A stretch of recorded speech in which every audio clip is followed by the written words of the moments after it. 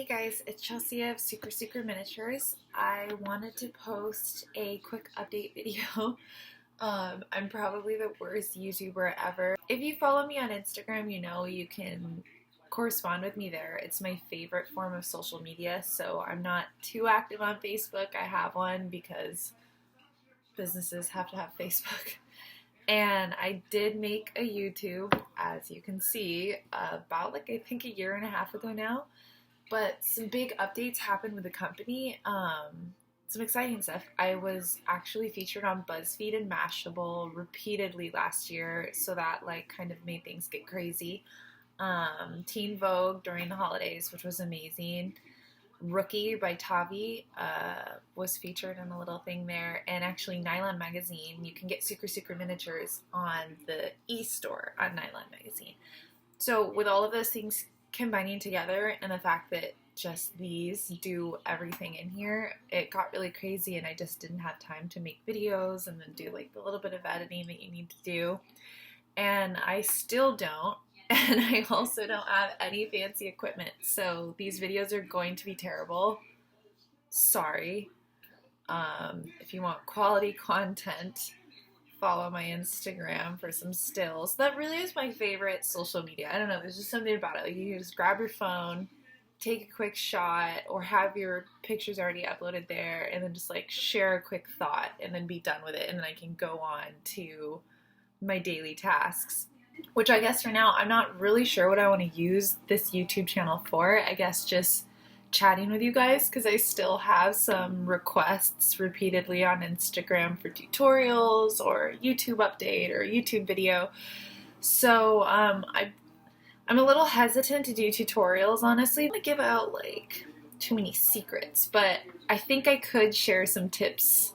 I started on Etsy like everybody else does, with 5 products and 10 views a month if I was lucky, and have been fortunate enough to be able to grow Sucre Sucre to what it is now, really greatly on behalf of Etsy. I got all of my notices, notoriety or whatever, those companies, Nylon, literally reached out to me through Etsy combos, so I can't speak enough for how great Etsy is for the handmade artists. So if you guys have questions about stuff like that, I guess, and even if I'm not covering it in the video, just leave the comments below. I think what I'd like to do together is, if I am just sculpting, I'll pop the video down so you can watch. Today we are shading turkeys. And you can just kind of watch me work. I won't always show you beginning to end or every single stage. Or one thing I guard very preciously is all, and I guess a secret that I could share, I don't use any clay colors that are pre-mixed. I just don't do that. And so if you're starting out, don't do that. Don't just pick up a pack of white and be like, oh, this is perfect for my bread color, because it's not. It's gonna look really bad. Even if your detailing is really on point, and if you go and do some hand painting, it's just not gonna look right. You have to mix it out. You have these pre-mixed, so let's get shading. Okay, so we are going to shade these turkeys. So first off, you can see I have this nice new work desk that I got last year that I am very precious with. So the first thing I always do when I start work every morning is put down a clean sheet of freezer paper. This is not clean. Ew. Because I have already been working on it like crazy to try and get your guys' turkeys and cranberry sauce out today, tomorrow, and Wednesday to ensure that it makes the holiday next week. Okay, turkeys. So another thing you'll notice, I have 3 turkeys on this giant workspace. This is literally how I do all of my batches. I've worked in, the biggest number I think is maybe 10 to 15 items at a time, and those are for my bigger wholesale clients. Where I don't really have a choice. I have 100 items on order. I like to kind of work in increments of 10 and line them up, and then that way I kind of know what I have going on. If you're watching right now and you're a customer or potential customer or just somebody curious, this is how I work. I hand shaped each turkey I do a little bit of texturing, but not too much, because see, every time I pick it up, it could lose a little bit of the detail. So the final texturing is going to be at the end. You can see that the bird is pretty much well formed, but this does not look like a turkey. So what we need to do is paint them. So I already have some of my coloring agent over here pre-mixed, and I hope you guys can see I have my screen turned down. Very high tech over here, so I can't see how well you can see what's going on, but I will check partway through and try and slowly and gingerly hold a couple pieces up to you.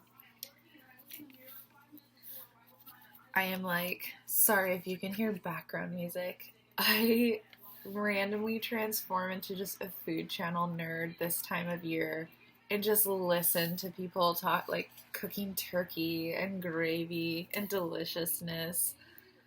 I don't know. I guess it's the miniature food thing, which is so funny because I'm not that into food. It's so weird because people are always like, oh, you make everything like your favorite foods, or do you make things that like you wish you could eat all the time? And I'm like, no, like not really.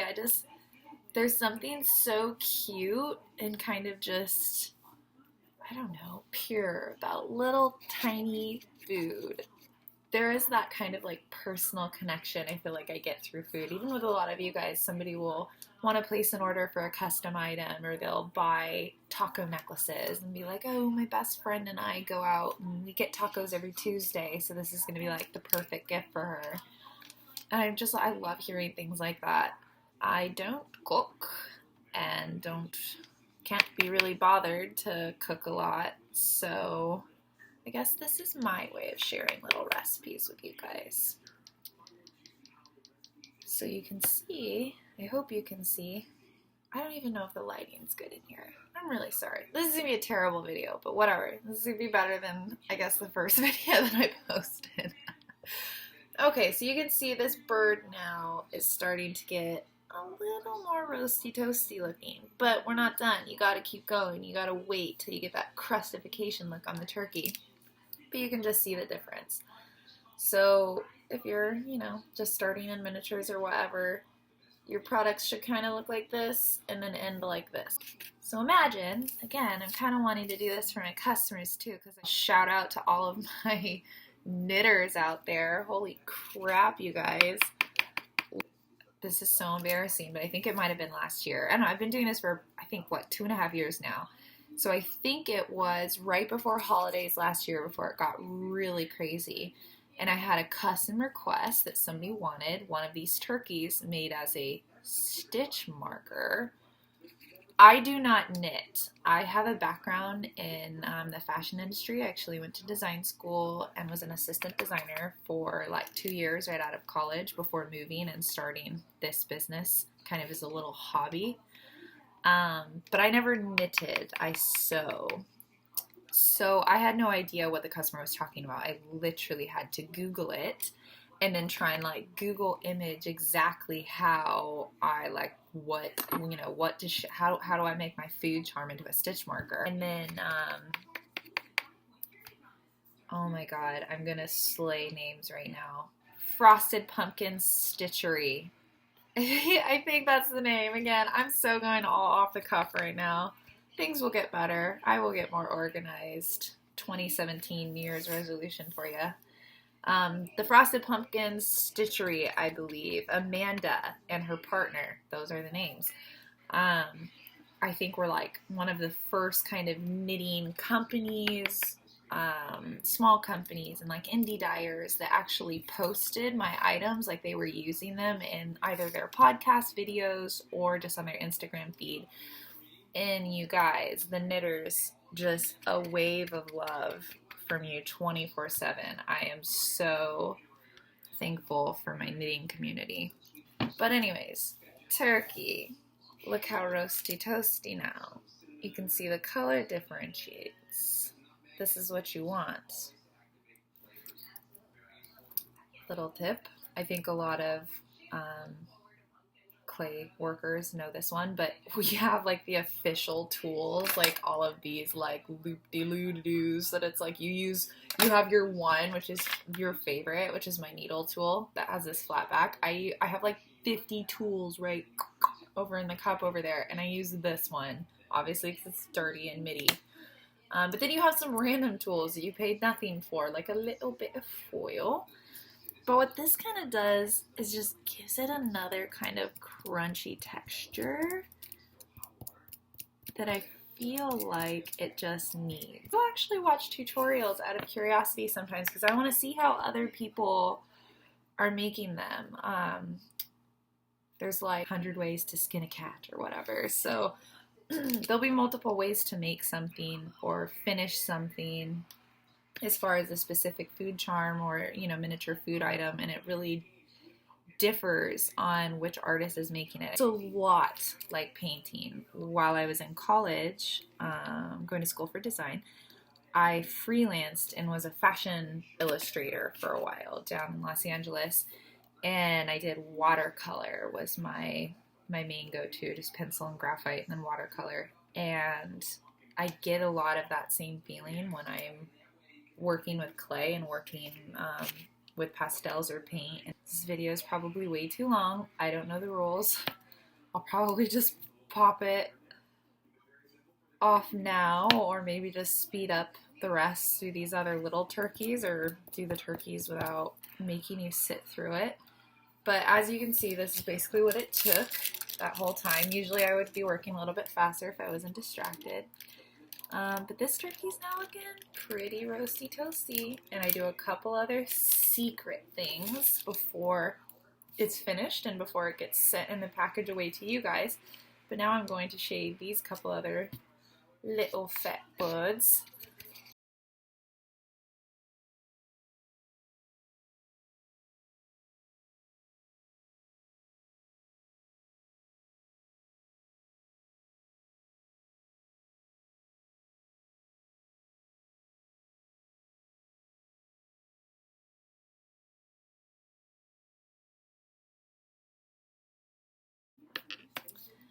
Okay, so there we go. Another bird down.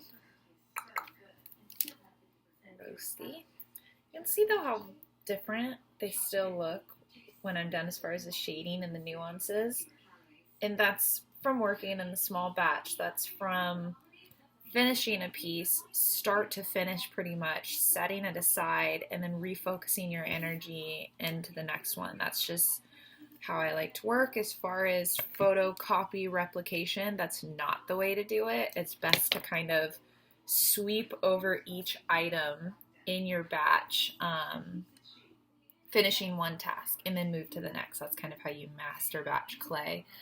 But when I'm working in small batches like this, I pretty much get them from start to finish. While they won't look photographic copy one to the next of each little crispy spot matches that crispy spot, it doesn't matter because this turkey has its own crispy spots and its own details. But the important thing to me, what I try and do, and again, where I'm kind of handling all aspects of the company, I see and touch every single one of these through all of the stages. So I like to put my charms side by side, and if I'm happy with them, and I'm a little bit of a perfectionist, even right now getting distracted, I'm messing with these more than I even usually might.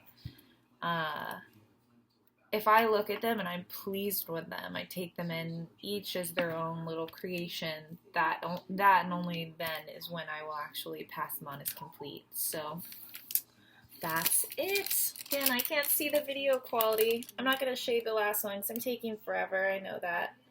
But there's your little birds. I am actually hosting Thanksgiving dinner this year. I'll chat with you guys more about that when I'm making the next thing. I think we've got some pies coming up, so maybe I will film a quick pumpkin pie and we'll just make a Thanksgiving celebration of it. Thank you for watching.